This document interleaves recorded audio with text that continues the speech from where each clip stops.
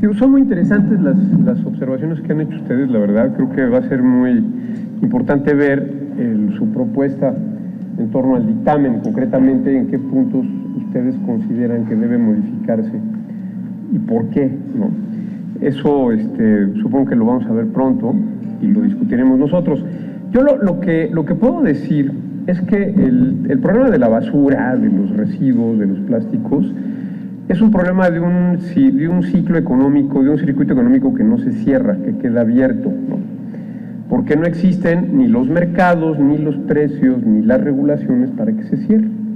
O sea, se tira la basura porque es lo más barato posible, se deja tirada y no se recupera, no se acopia, no se recicla, porque es caro y no hay quien lo pague. Esa es la verdadera razón por la cual hay basura, ¿no? Entonces, y este problema de mantener abierto el ciclo en vez de cerrarlo, valga la metáfora de economía circular, requiere de dos cosas fundamentalmente: de la intervención del Estado a través de regulaciones, ¿sí?, que pueden ir desde la regulación del diseño, del tipo de materiales, de los procesos, hasta prohibiciones, como por ejemplo la prohibición de los popotes me parece que es absoluta, ¿no? Y yo creo que la prohibición de las bolsas de los supermercados también debe ser tajante, por ejemplo, ¿no? Habrá que buscar si hay otras, ¿no? Y otros plásticos de un solo uso. Pero también hay que utilizar instrumentos del mercado, institucionales y de mercado. Estamos en una economía de mercado y necesitamos usarla para resolver el problema. Las fuerzas del mercado pueden ser muy poderosas para resolver problemas de este tipo. Entonces, se trata de resolver un problema, el de la basura, de los plásticos, de los microplásticos, de la acumulación de basura en las carreteras, en los derechos de vía, en los mares, en los ríos, en todas partes, ¿no? Que es un problema de suelos, de apariencia, de salud pública, paisajístico, escénico, de todo tipo, ¿no? Entonces, eso es lo que hay que resolver sin provocar un problema en otro lado, en otro sector o segmento de la agenda ambiental. Yo así lo entiendo. Y hay que resolverlo al menor costo posible, ¿no? O sea, hay que ser eficientes.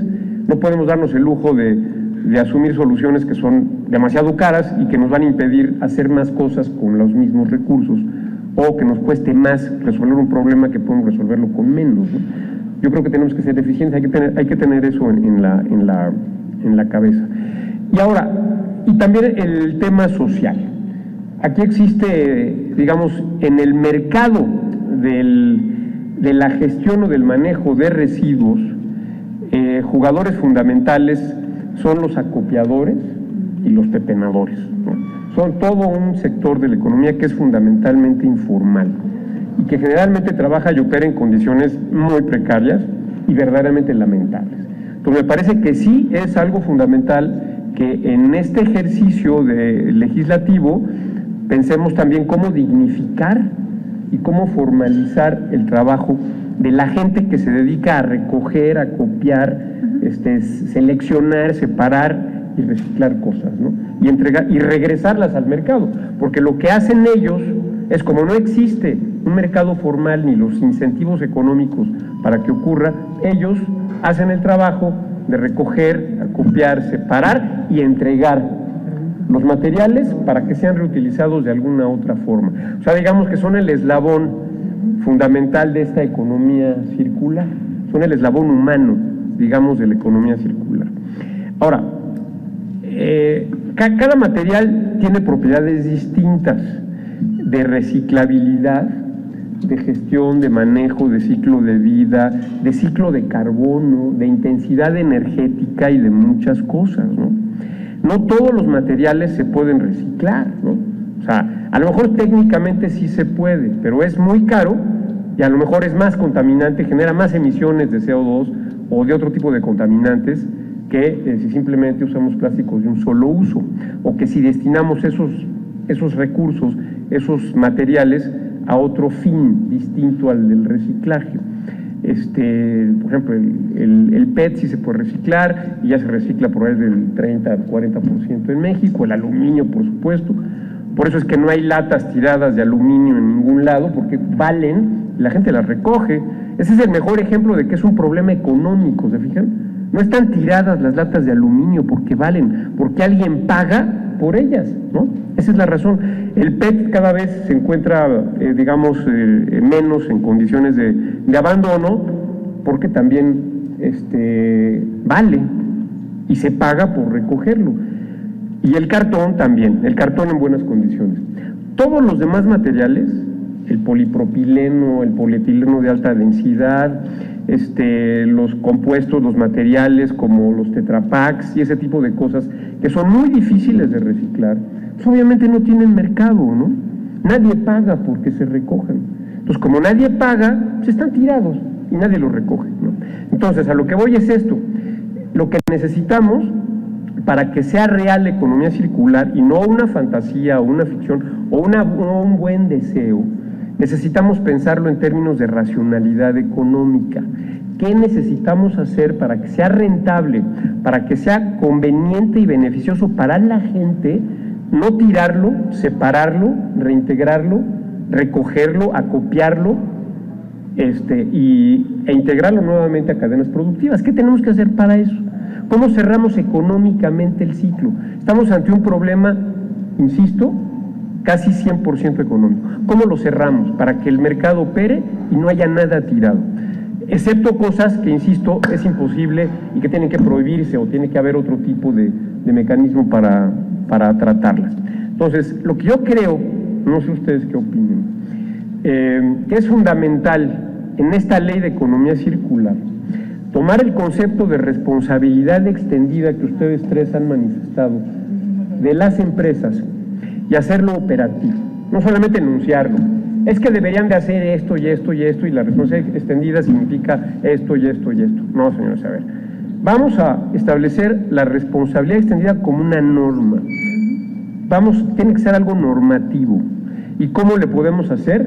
En mi opinión, ahí les va, es que como los sistemas del dual system, del punto verde alemán, ¿sí?, que se obligue en esta ley a las empresas productoras de bienes de consumo y de todos estos materiales de plástico a que se hagan responsables de sus productos de la cuna a la tumba o al reciclaje o en todo el circuito de economía circular. ¿Y cómo? Haciéndolas que contribuyan a un mecanismo de financiamiento que puede ser un fideicomiso privado o público-privado, con participación del gobierno y de organizaciones civiles, etcétera, donde se esté pagando a la gente por recoger las cosas y recuperarlas y reciclarlas, o darles un destino ambientalmente satisfactorio, que pueden ser varios, no solamente es el reciclaje el único destino ambientalmente satisfactorio. Entonces, de esta manera, yo creo que resolvemos el problema en lo esencial, ¿no? Si es obligatorio para ellas, tendrán que contribuir, tendrá que haber una institución que se encargue de diseñar los sistemas de pago, de recolecta, de acopio, de reciclaje. Y entonces, ¿qué va a pasar? Los materiales que no se puedan reciclar, como de todas formas van a tener que pagar porque se recojan, ya no los van a hacer, ya no los van a usar, porque les va a costar mucho tener un material que tienen que pagar porque se recoja y luego no van a saber qué hacer con él, ¿no? Entonces, es un incentivo en la función de utilidad de las empresas y de los pepenadores y de los consumidores para que todo se cierre. Entonces, ¿qué van a hacer las empresas? Pues van a usar materiales que se puedan recoger fácilmente y que se puedan reciclar, porque eso les va a convenir, ¿no? Los consumidores también les va a convenir porque van a pagar menos, ojo, va a ser más barato un envase de vidrio, a lo mejor, que un envase de Tetra Pak, ¿no? Va a ser más barato, porque las empresas van a tener que pagar por esto. Y no estoy hablando de impuestos, que sería otra posibilidad, Yo no estoy en contra de que se pusieran impuestos a materiales que no tienen ninguna forma de reintegrarse al ciclo económico y que provocan daños ambientales. Pero ya ven que eso es un tema muy complicado. Pero esa es otra forma de intervención del Estado, no solamente a través de la regulación, a través de impuestos. Que un impuesto significa internalizar el costo ambiental de algo, que alguien pague por sus consecuencias ambientales y sociales, y de esta forma, racionalmente, los señores dejen de hacer lo que están haciendo, ¿no?